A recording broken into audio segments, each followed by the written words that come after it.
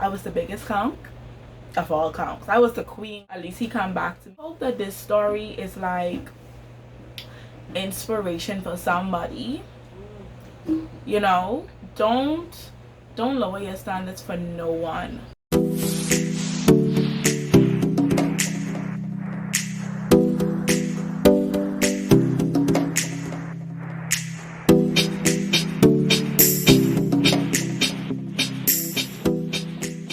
Hi guys, welcome back to my channel as told by Cleo, and as you can tell from the title, today is going to be my first ever story time on this channel, and I'm supposed to tell y'all how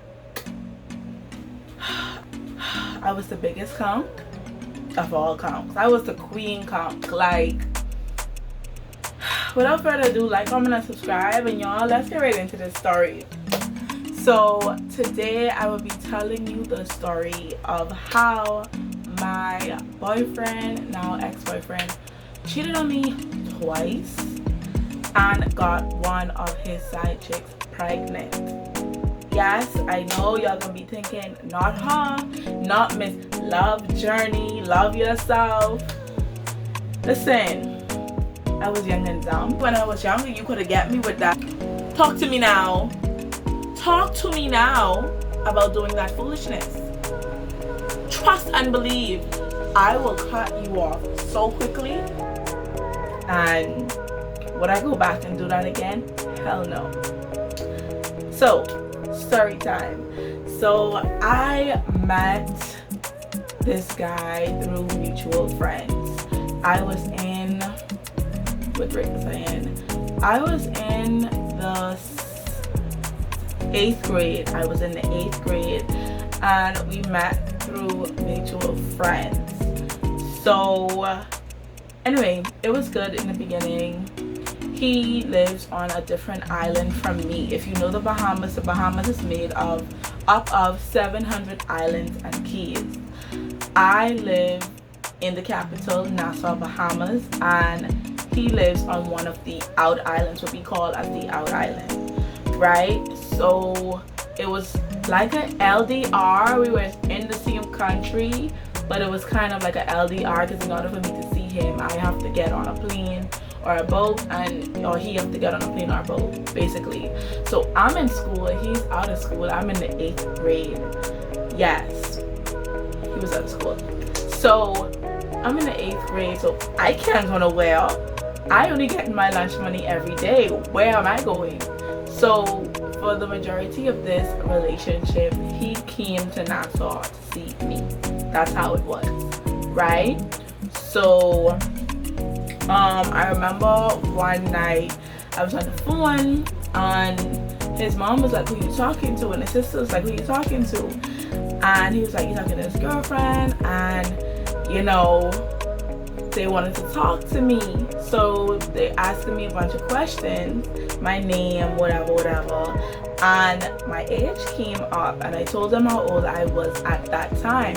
At that time I was like 14, 15. Like, I was hella young. I was like 14, 15. And even though like his mom and his sisters didn't like me, I never disrespected them in any way. And our relationship just continued. Like, them not liking me did not phase what we had going on. Anyway, so moving on, like 3 to 4 years into the relationship, I saw a picture on Facebook with him and this girl lay up in the couch together, and she was like uncomfortably close. Like, only if you and that person have some form of something going on, some type of dealings, you would be that close to that person. So I made noise about the picture or whatever, and your boy downplayed the whole situation. He was like, oh, we just friends, we just chilling, we just cool. And I'm just like, you know what, it's me tripping, it's me blowing things out of proportion. I left it, and later on I found out that they were together. Like, they had a whole thing going on.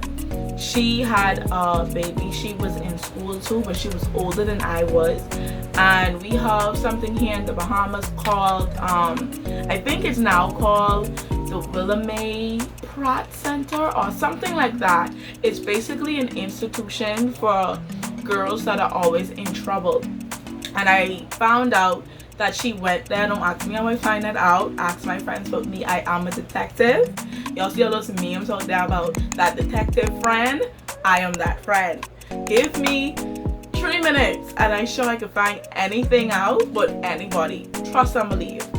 So anyway, I found out that she was going to that school or whatever, and she also went to PACE because, like I said, she had a child, or maybe I didn't say it, but she had a child and she was in school.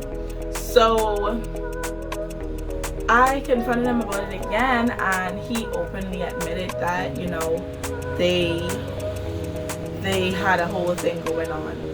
So me and him, of course, we break up, we split it off. Then I found out like a few months later, this was like February, March when I found this out, and by like August, October, they were done.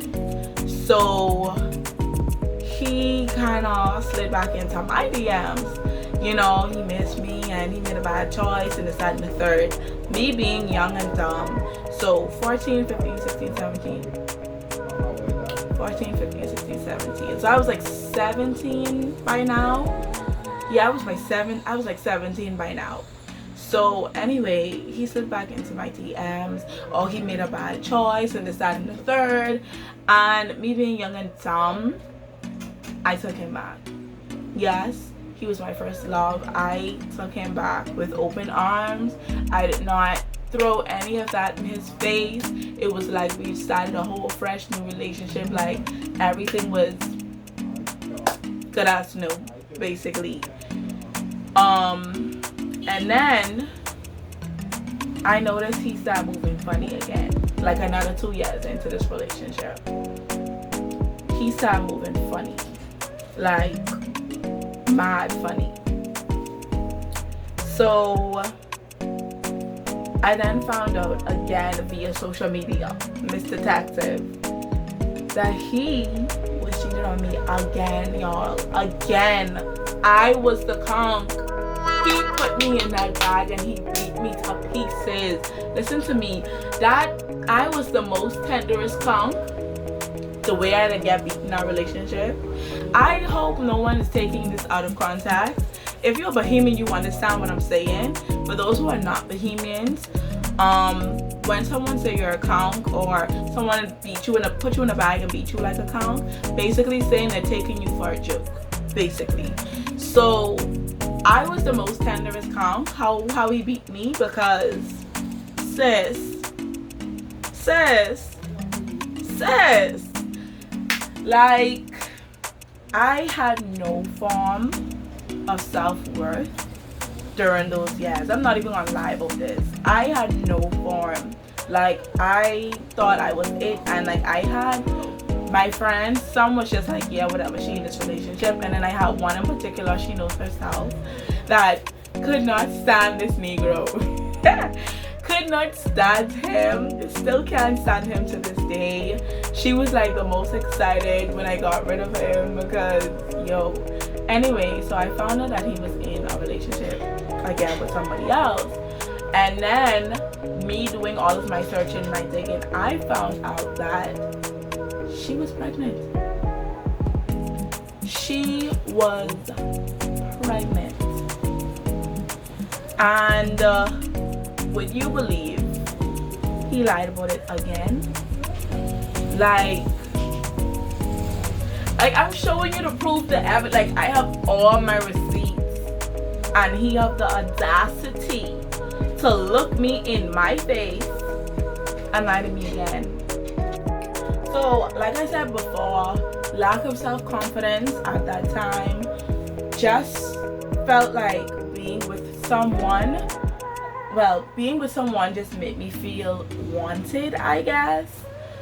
So even though he was in this relationship with somebody else, I knew that homegirl was pregnant. I broke it off with him, but me and him was still talking. yeah, we were still talking, and I was still meeting up with him. And would you guys believe, like, I went by his cousin's house one time, and she was there like 30 minutes before me. And when I went there to meet up with him, this man tried to do stuff, like, he was trying to have relations, and I'm just like, sir, are you serious? Are you serious? Anyways, me being me, I did not do it. I could not do it. My self-esteem was not that low to be like, at least he come back. No. I know a lot of people have that mentality. At least he come back to me and this and the third, but that was not me. That was never me. I was never grown up that way. So that was not me. So after that, like, after seeing that even though he had someone else pregnant and he still tried to have dealings with me, I was just like, you know what? This ain't what I want. This is not what I want. This isn't the end of the story, y'all. My dumbness wasn't fully out. I still wasn't completely over him, because when it was time for the baby to be born, the baby unfortunately died. I found that out somehow, and of course, like, he's gonna be like in a dark place or whatever. But like months after the baby died, you guessed it, we got back together again.